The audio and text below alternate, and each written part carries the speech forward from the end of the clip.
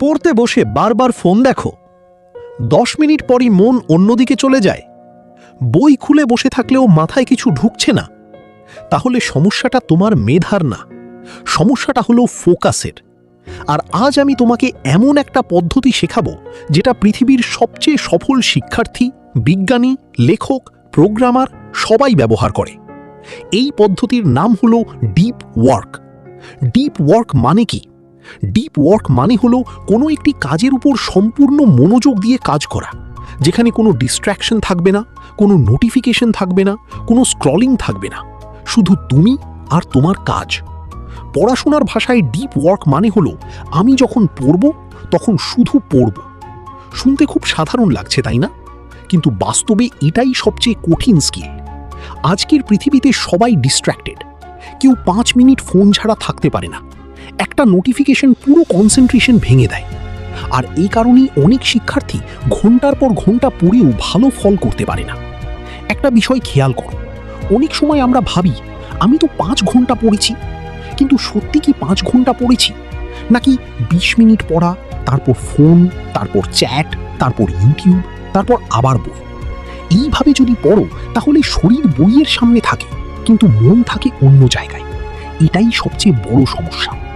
Topper আর সাধারণ শিক্ষার্থীর মধ্যে পার্থক্য সবসময় আইকিউতে না, পার্থক্যটা অনেক সময় ফোকাসে।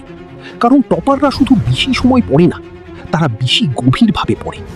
ভাবো, 2 জন ছাত্র আছে, একজন 3 ঘন্টা পড়ল কিন্তু মাঝখানে 20 বার ফোন দেখল, আরেকজন মাত্র 45 মিনিট একটানা সম্পূর্ণ মনোযোগ দিয়ে পড়ল। শেষে কি বেশি শিখবে? অবশ্যই দ্বিতীয় জন, কারণ ডিপ ওয়ার্ক মস্তিষ্ককে একটা পাওয়ারফুল লার্নিং মোডে নিয়ে যায়। যখন তুমি একটানা ফোকাস করে পড়ো তখন ব্রেইন ইনফরমেশনগুলোকে গভীরভাবে প্রসেস করে। তখন বিষয়গুলো শুধু মুখস্থ হয় না, সত্যিকারের বোঝা যায়। আর যখন সত্যিকারের বোঝা যায় তখন পরীক্ষায় ভুল কম হয়, কনফিডেন্স বাড়ে আর পড়া অনেক বেশি দিন মনে থাকে। কিন্তু একটা গুরুত্বপূর্ণ প্রশ্ন হলো, ডিপ ওয়ার্ক এত পাওয়ারফুল হলে আমরা এটা করতে পারি না কেন? কারণ আমাদের ব্রেইন এখন ইনস্ট্যান্ট ডোপামিনে অভ্যস্ত। একটা রিল, একটা শর্ট ভিডিও, একটা নোটিফিকেশন, একটা মেসেজ, এসব আমাদের ব্রেইনকে ছোট্ট ছোট্ট এক্সাইটমেন্ট দেয়। ফলে ব্রেইন দীর্ঘ সময় এক জায়গায় ফোকাস করতে চায় না। তাই ডিপ ওয়ার্ক শুরুতে কঠিন লাগে। কিন্তু মনে রাখবে, ফোকাস জন্মগত না, ফোকাস একটা ট্রেনিং। আর ডিপ ওয়ার্ক হলো সেই ট্রেনিংয়ের সবচেয়ে শক্তিশালী এক্সারসাইজ। এখন প্রশ্ন হলো, ডিপ ওয়ার্ক কিভাবে শুরু করবে? প্রথম ধাপ, একটা নির্দিষ্ট সাবজেক্ট বেছে নাও। একসাথে অনেক কিছু না, যেমন আজ শুধু অ্যালজেব্রা, অথবা শুধু গ্রামার, অথবা শুধু বায়োলজি চ্যাপ্টার 3। কারণ একসাথে অনেক দিকে অ্যাটেনশন গেলে ফোকাস ভেঙে যায়। দ্বিতীয় ধাপ, সব ডিস্ট্র্যাকশন সরিয়ে ফেলো। ফোন সাইলেন্ট, নোটিফিকেশন অফ, অপ্রয়োজনীয় ট্যাব বন্ধ, পরিষ্কার স্টাডি টেবিল। মনে রাখবে, এনভায়রনমেন্ট তোমার ফোকাসকে কন্ট্রোল করে। তৃতীয় ধাপ, একটা নির্দিষ্ট সময় ঠিক করো। শুরুতে 30 মিনিট, তারপর 45 মিনিট, তারপর 1 ঘন্টা।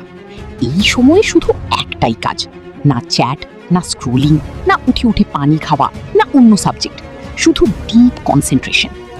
প্রথম কয়েকদিন খুব অস্থির লাগবে, বারবার ফোন ধরতে ইচ্ছা করবে, মন অন্যদিকে যাবে।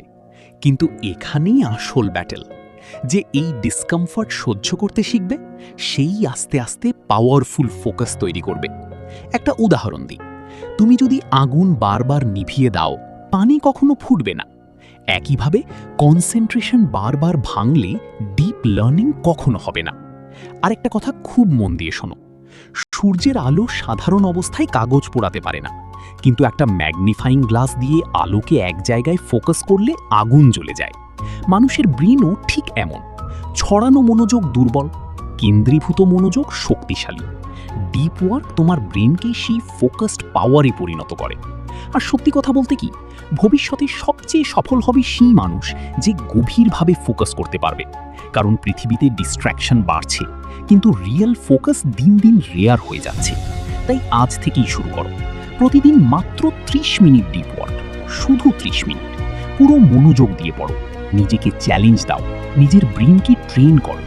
মনে রেখো, তোমার রেজাল্ট নির্ভর করে না তুমি কতক্ষণ বইয়ের সামনে বসে আছো তার উপর, বরং নির্ভর করে তুমি কতটা গভীরভাবে পড়েছো তার উপর। আর যেদিন তুমি ডিপ ওয়ার্ক শিখে যাবে, সেদিন থেকেই তুমি সাধারণ শিক্ষার্থী থেকে আলাদা হয়ে যাবে। কারণ সফল ছাত্র বেশি পড়ে না, সফল ছাত্র গভীরভাবে পড়ে। আর গৃহপাঠশালার সাথেই থেকো, গৃহপাঠশালা তোমাকে বানাবে টপারদের একজন।